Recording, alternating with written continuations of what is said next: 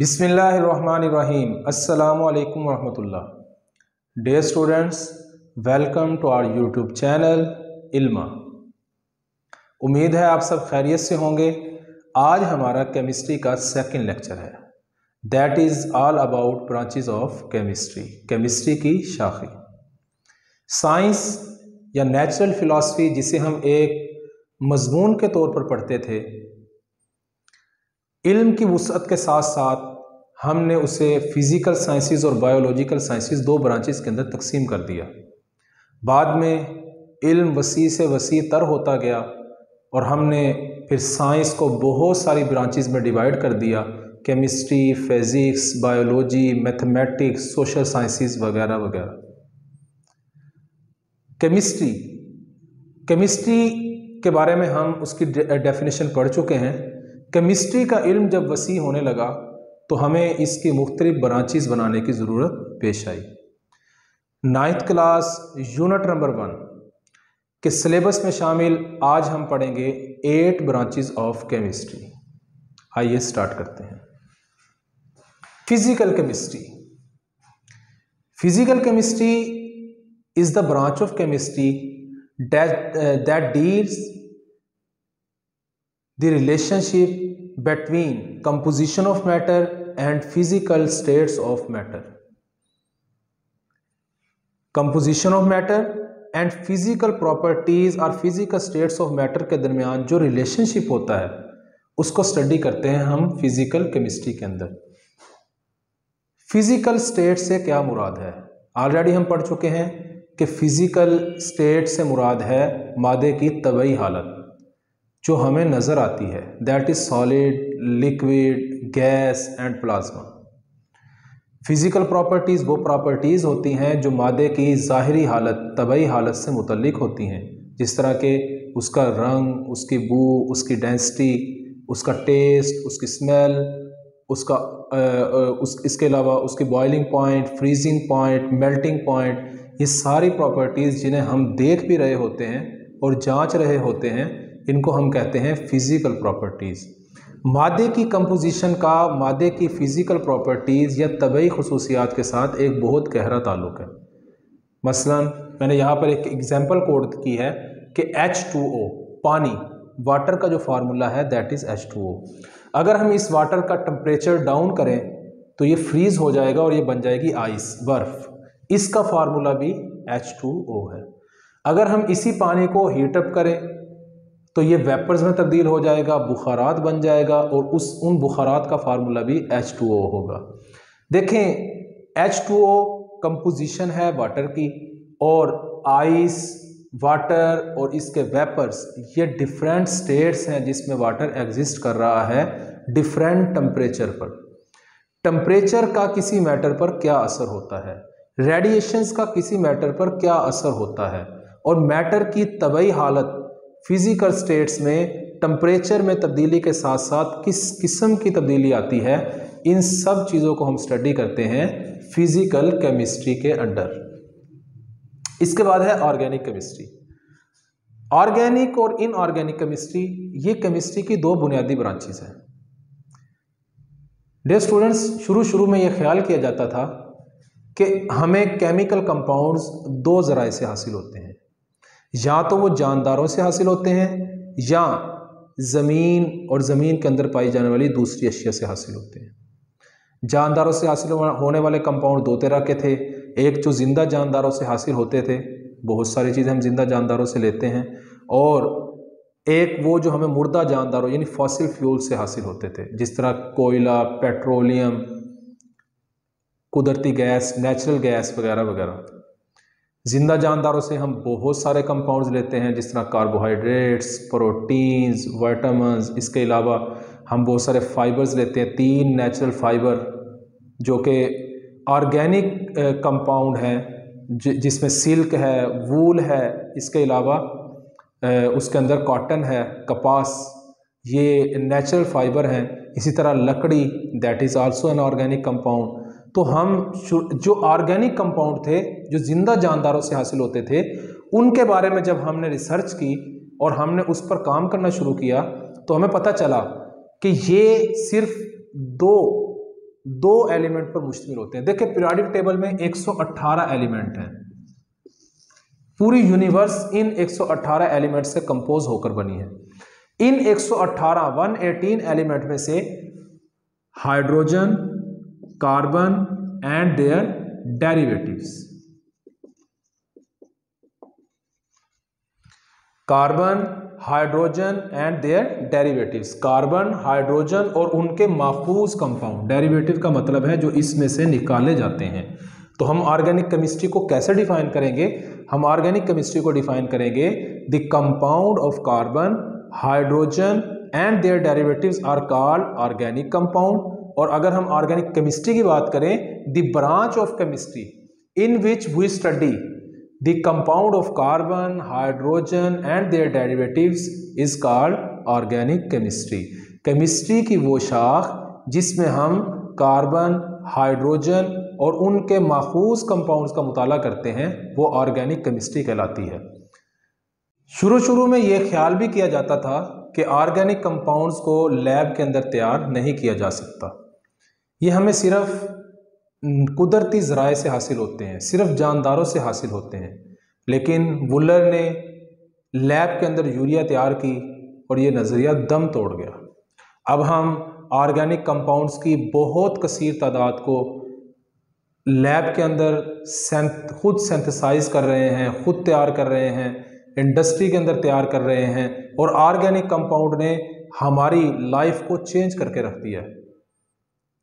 मसलन प्लास्टिक एक organic compound है और ये आज सैकड़ों पुरानी चीज़ों का मुतबादिल है और हमारी लाइफ के अंदर इसकी अहमियत कितनी ज़्यादा है। इसी तरह पहले हम कुदरती खादें यूज़ करते थे, नेचुरल फर्टिलाइज़र जिस तरह गोबर को यूज़ करते थे एज ए ऑर्गेनिक कंपाउंड, ताकि हमारी जो फसलें हैं, हमारे जो पौधे हैं वो बेहतर से बेहतर हो सके, उनकी ग्रोथ बेहतर हो सके। लेकिन अब हम वही यूरिया जो हम गोबर से हासिल करते थे उसे हम एक इंडस्ट्री के अंदर तैयार कर रहे हैं और यूरिया के अलावा बहुत सारी और फर्टिलाइज़र जिसमें सल्फ़र की फर्टिलाइज़र हैं, फॉस्फेट फर्टिलाइज़र हैं, नाइट्रोजीनस फर्टिलाइज़र्स हैं, उन्हें भी हम इंडस्ट्री के अंदर तैयार कर रहे हैं। यूरिया एक नाइट्रोजीनस फर्टिलाइज़र है।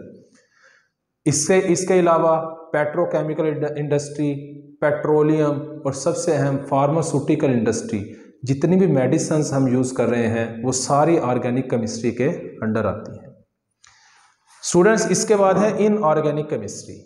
जैसे मैंने अभी आपको बताया कि इनऑर्गेनिक कंपाउंड जो हैं वो बेजान अशिया से हासिल किए जाते हैं। इनऑर्गेनिक केमिस्ट्री को अगर हम डिफाइन करें तो सिर्फ कार्बन और हाइड्रोजन इन दोनों को हम अलहदा कर दें इन 18 एलिमेंट में से 118 में से, तो बाकी जो एलिमेंट हैं 116 उन सब को स्टडी किया जाता है इनऑर्गेनिक केमिस्ट्री के अंडर। तो इनऑर्गेनिक केमिस्ट्री को हम कैसे डिफाइन करते हैं?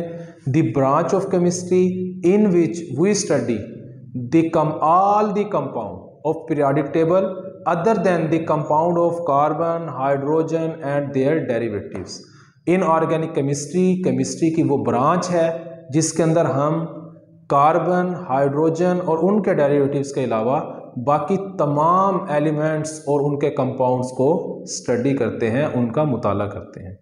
इनऑर्गेनिक केमिस्ट्री ये भी हमारी लाइफ के अंदर बहुत अहम रोल अदा करती है। इनऑर्गेनिक केमिस्ट्री की अगर हम बात करें कि इसकी एप्लीकेशंस क्या हैं, तो ग्लास इंडस्ट्री, शीशा साजी, मेटलर्जी, कितनी मेटल्स हैं, जिस तरह आयरन एक मेटल है, एल्यूमिनियम एक मेटल है, कॉपर एक मेटल है, गोल्ड एक मेटल है, सिल्वर एक मेटल है। इन तमाम मेटल्स की मेटलर्जी इनऑर्गेनिक केमिस्ट्री के अंडर आती है। इसी तरह सीमेंट इंडस्ट्री इनऑर्गेनिक केमिस्ट्री के अंडर आती है। तो ये बहुत सारी इंडस्ट्रीज़ हैं जो इनऑर्गेनिक केमिस्ट्री के अंडर आती हैं और इन तमाम चीज़ों को हम स्टडी करते हैं इनऑर्गेनिक केमिस्ट्री के अंडर। इसके बाद है बायोकेमिस्ट्री। बायोलॉजी के स्टूडेंट्स से सोचते होंगे कि बायोकेमिस्ट्री और बायोलॉजी में क्या फ़र्क है। बायोलॉजी के अंदर हम जानदारों का मुताला करते हैं, लेकिन बायोकेमिस्ट्री के अंदर हम जानदारों के अंदर पाए जाने वाले उन तमाम केमिकल रिएक्शंस को स्टडी करते हैं जो उनके अंदर वकूअ पज़ीर हो रहे हैं। Biochemistry is defined as it is the branch of chemistry in which we study the composition of matter, properties of matter, structure of matter found in living और थिंग्स। जानदारों के अंदर पाए जाने वाले जो मैटर है, जो मादा है, उसकी हम कंपोजिशन को स्टडी करते हैं, उसकी प्रॉपर्टीज़ को स्टडी करते हैं, उसके स्ट्रक्चर को स्टडी करते हैं, उनके केमिकल रिएक्शन को स्टडी करते हैं। बायोकेमिस्ट्री की हमें ज़रूरत क्यों पेश आई? जब साइंटिस्ट ने इस बात का खोज लगाना की कोशिश की कि किसी जानदार का जिस्म उसकी खुराक से एनर्जी कैसे हासिल करता है, तो हमें बायोकेमिस्ट्री को एक अलग मजमून के तौर पर पढ़ने की ज़रूरत पेश आई। अगर हम बात करें, मैं आपको एक एग्जांपल देता हूँ। हम चाय पीते हैं या कोई एनर्जी ड्रिंक लेते हैं तो हम फ़ौरन अपने आप को बहुत फ्रेश, बहुत तरोताज़ा महसूस करते हैं, लेकिन जब हम खाना खाते हैं तो हमें थोड़ी सुस्ती हो जाती है, हमें थोड़ी सी नींद आने लगती है। अगर हम इस चीज़ की पीछे साइंस को स्टडी करें कि ऐसा क्यों है, तो इसका जवाब हमें बायोकेमिस्ट्री देगी। क्योंकि चाय पीने से हमें डायरेक्ट शुगर मिलती है, एनर्जी ड्रिंक से हमें डायरेक्ट शुगर मिलती है, तो ये ऐसी एनर्जी होती है जिसे हमारा बॉडी फ़ौरन यूटिलाइज़ करता है और हम अपने आप को थोड़ी देर के लिए एनर्जेटिक महसूस करते हैं। लेकिन जब हम कोई खुराक लेते हैं, खाना खाते हैं, तो हमारे डाइजेस्टिव सिस्टम जो है उस खुराक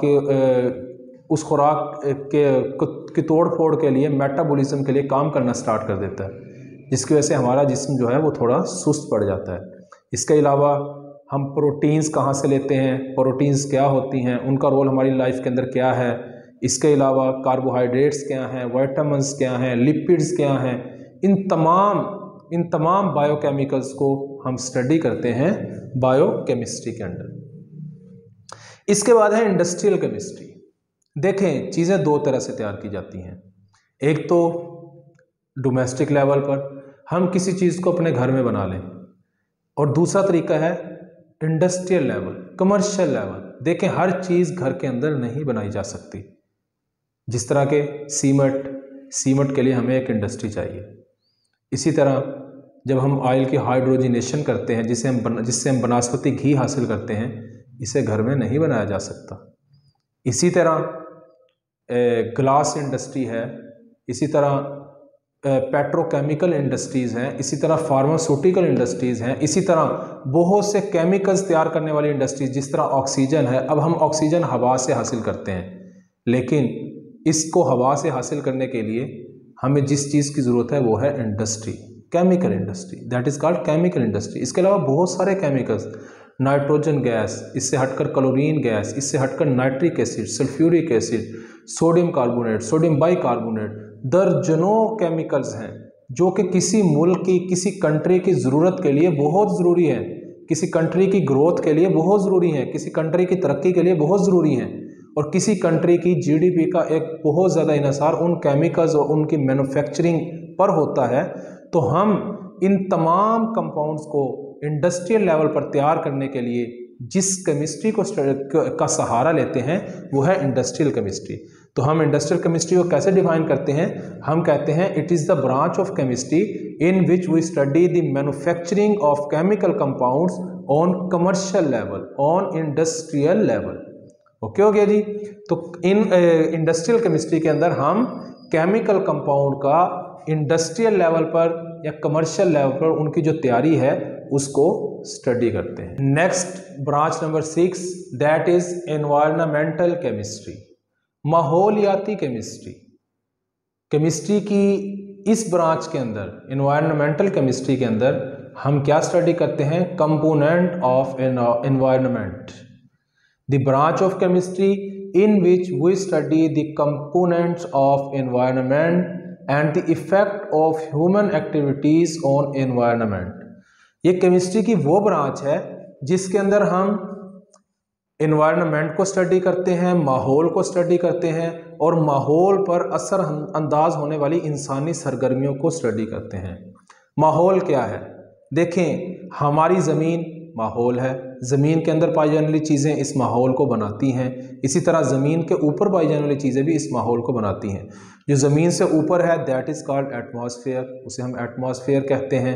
इसी तरह हम वाटर, पानी के अंदर एक पूरी लाइफ है, एक्वाटिक लाइफ, उसको हम स्टडी करते हैं इन्वायरमेंटल केमिस्ट्री के अंदर। ये जो इन्वायरमेंटल केमिस्ट्री है, माहौलियाती कीमिया है, इसके अंदर हम माहौल के हर जुज़ को स्टडी करते हैं। और माहौल के वो जुज़ क्या हैं? Biology, ecology, geology, soil, water, इन तमाम अज्जा को, तमाम कंपोनेंट्स को हम स्टडी करते हैं। और दूसरी क्या चीज़ स्टडी करते हैं? हम इसमें स्टडी करते हैं माहौल पर, इन्वायरमेंट पर ह्यूमन एक्टिविटीज़, इंसानी सरगर्मियों का असर। देखिए, इंसानी सरगर्मियाँ माहौल को पर असरअंदाज होती हैं और माहौल को चेंज करती हैं। मैं इसकी एग्जांपल एक कोड करता हूँ। ये एक केमिकल रिएक्शन है, C6H12O6, this is glucose plus O2। इसके बाद this is a two way reaction and it occurs between animals and plants. CO2 plus H2O। जानदार अपनी खुराक खुद लेते हैं, जो ग्लूकोज की शक्ल में वो इसे यूज़ करते हैं, यूटिलाइज करते हैं, इससे एनर्जी हासिल करते हैं। ऑक्सीजन इनहेल करते हैं और उसके बाद वो कार्बन डाइऑक्साइड बनाते हैं और वाटर बनता है। प्लांट्स जो होते हैं वो कार्बन डाइऑक्साइड लेते हैं और पानी हम उन्हें देते हैं। सूरज की रोशनी में वो अपनी खुराक खुद बनाते हैं और साथ ऑक्सीजन बनाते हैं जो वो माहौल को देते हैं। अब बात यह है, ये एक एनवायरनमेंट रिएक्शन है, माहौलियाती रिएक्शन है, एनवायरनमेंटल केमिकल रिएक्शन है, जो कि इस माहौल के टेम्परेचर को बरकरार रखने में बहुत अहम है। देखें, अल्लाह ताला ने इन जानदारों और पौधों के दरमियान इनके दरमियान एक इंटरेक्शन है, इनके दरमियान एक तवाज़ुन है। हम जंगलात को काटते जा रहे हैं, हमें बड़े शहर बसाने हैं और हम पौधे नहीं लगाते क्योंकि हमने एयर कंडीशन लगाना है। इंसान जो है वो अपनी सरगर्मियों को उस तरफ लेकर जा रहा है कि वो प्लांट्स नहीं लगा रहा और पुराने जो दरख्त हैं उन्हें काटता जा रहा है, जिसका नतीजा क्या है कि प्लांट्स उतनी कार्बन डाइऑक्साइड को यूटिलाइज नहीं कर रहे जितनी करनी चाहिए। उसका नतीजा ये है कि आज पूरा माहौल मुतासिर है। किससे मुतासिर है? हमारी ज़मीन का, अर्थ का टेम्परेचर बढ़ रहा है। अर्थ का टेम्परेचर इंक्रीज़ होने से ट्रॉपिकल जोन्स बन रहे हैं। ट्रॉपिकल जोन, इसके अलावा global warming, green house effect के बढ़ने की वजह से ग्लोबल वार्मिंग जो है वो हो रही है। ज़मीन का टेम्परेचर में हर साल कुछ ना कुछ इजाफा हो रहा है। ज़मीन का टेम्परेचर में इजाफे से ग्लेशियर्स पिघल रहे हैं। ग्लेशियर पिघलने से दरियाओं में ज़्यादा पानी आ रहा है, जिससे सैलाब आ रहे हैं। जिस तरह के आजकल भी पाकिस्तान में सैलाब आया हुआ है और ये जो दरिया हैं ये समंदरों में जाकर गिरते हैं, तो समंदरों का जो लेवल है वो अप हो रहा है। तो बात यह है कि सिर्फ इंसान की एक सरगर्मी की वजह से पूरा माहौल इस तरह से मुतासिर हो रहा है। तो वो तमाम ह्यूमन एक्टिविटीज़ जो इन्वायरमेंट को डिस्टर्ब करती हैं या उस पर असरअंदाज होती हैं, उस पर इफेक्ट करती हैं, उन तमाम को हम स्टडी करते हैं एनवायरनमेंटल केमिस्ट्री के अंडर। इसके बाद है 7th branch of chemistry, that is nuclear chemistry. देखें, एटॉमिक नंबर 92, एटॉमिक नंबर 92 से ऊपर, 118 टोटल हैं। एटॉमिक नंबर 92 से ऊपर के जो एलिमेंट हैं, that are called radioactive element. उन्हें हम कहते हैं रेडियो एक्टिव एलिमेंट।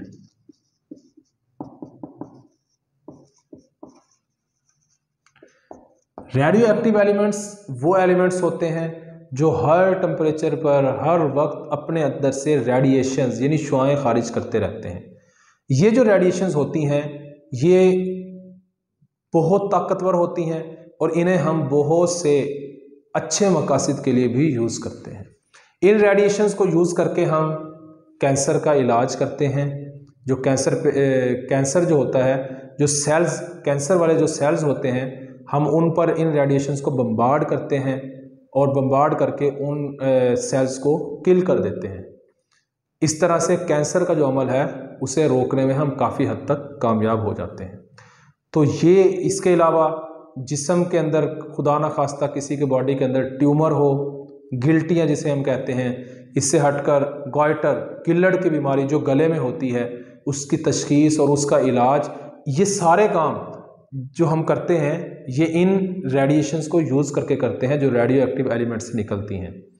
तो न्यूक्लियर केमिस्ट्री जो है that is the branch of chemistry in which we study radioactivity, nuclear processes and the effect of nuclear processes and the effect of these radiations. Nuclear chemistry की वो branch है जिसके अंदर हम radio activity को study करते हैं, nuclear reaction या न्यूक्लियर प्रोसेसेस को स्टडी करते हैं और इन रेडिएशंस के असरात को स्टडी करते हैं। ये जो न्यूक्लियर प्रोसेस से क्या मुराद है, न्यूक्लियर प्रोसेसेस दो तरह के होते हैं, फिशन रिएक्शन और फ्यूजन रिएक्शन। जिस तरह के हम एटम बम बनाते हैं वो भी इन्हीं रेडिएशन, इन्हीं एलिमेंट को यूज़ करके बनाते हैं। 3 एलिमेंट हैं, यूरेनियम, पोलोनियम और रेडियम, इनको यूज़ करके हम एटम बम भी बनाते हैं, हाइड्रोजन बम भी बनाते हैं। अच्छा, इसके अलावा इन रेडिएशंस को यूज़ करके ये जो फिशन रिएक्शन होता है उसको हम यूज़ करके अगर हम उसे कंट्रोल कर लें, that is called controlled fission reaction. उसे यूज़ करके हम उससे जो एनर्जी हासिल करते हैं उस एनर्जी को यूटिलाइज करके हम बिजली भी पैदा करते हैं, इलेक्ट्रिक पावर भी जनरेट करते हैं। इसके अलावा और भी बहुत सारे इस्तेमालात हैं। जो सारी चीज़ें जो इन रेडियो एक्टिव एलिमेंट से मुतल्लिक होती हैं उन्हें हम स्टडी करते हैं न्यूक्लियर केमिस्ट्री के अंडर। तो न्यूक्लियर केमिस्ट्री की वो ब्रांच है जिसमें हम रेडियो एक्टिविटी, न्यूक्लियर प्रोसेसेस और उनके इफेक्ट्स को स्टडी करते हैं। लास्ट वन है एनालिटिकल केमिस्ट्री। एनालिटिकल, एनालाइज का मतलब है तज्जिया करना, एनालाइज का मतलब है तज्जिया करना। मसलन तज्जिया क्या होता है, आपने सुना तो होगा, तज्जिया निगार जो टेलीविज़न के मुख्तलिफ चैनल्स पर बैठे हुए हैं, जो किसी चीज़ को जज करते हैं, किसी चीज़ पर तबसरा करते हैं, किसी चीज़ को जज करते हैं, उसको परखते हैं, तो हम कहते हैं, इसको कहते हैं एनालाइज करना, तज्जिया करना। देखें, इसकी मैं एक सिंपल सी एग्जांपल दूं। हमारे पास एक कोका कोला की बोतल है, हम उसका तज्जिया करना चाहते हैं, उससे एनालाइज करना चाहते हैं। उसको एनालाइज करने के 2 तरीके हैं जो कि हम इस एनालिटिकल केमिस्ट्री के मुताबिक उसका तज्जिया कैसे करेंगे। उसमें हम 2 बातों को देखेंगे। पहली चीज़ क्या है, quantity.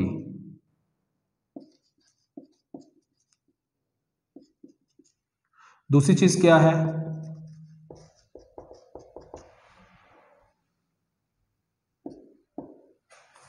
Quality. Quantity and quality. देखिए, हम देखेंगे कि इसको हम कहते हैं, क्वालिटी को हम कहते हैं मयारी और क्वांटिटी को हम कहते हैं मिकदारी।